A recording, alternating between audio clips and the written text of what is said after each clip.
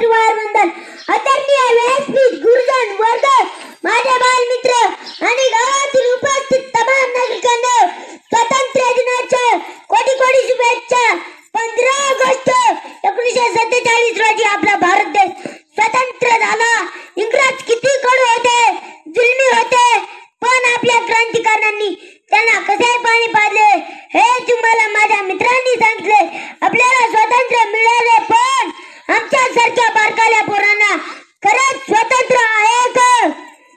कोणी येतं आम्हालाच काम सांगतोय, घरातली बारीक सारीक सारे आम्हीच करतो, रानातल्या कामाला पण आम्हालाच देतात आणि सुट्टी असली की घरचे काम रानातले काम।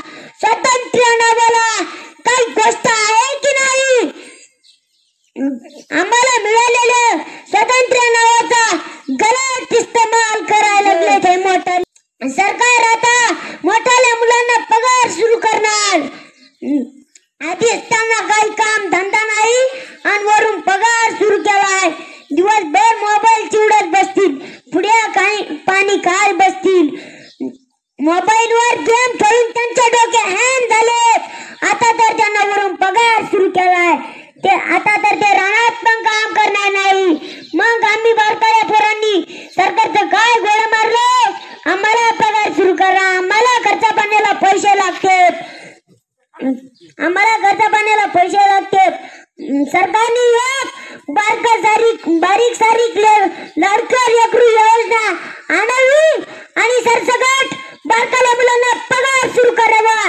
मग आम्हाला पगार, मोठ्याल्या मुलांना पगार, मोठ्याल्या माणसांना पगार, लेकीला पगार, सुनाला पगार, मग तर काय सगळ्यांनाच पगार।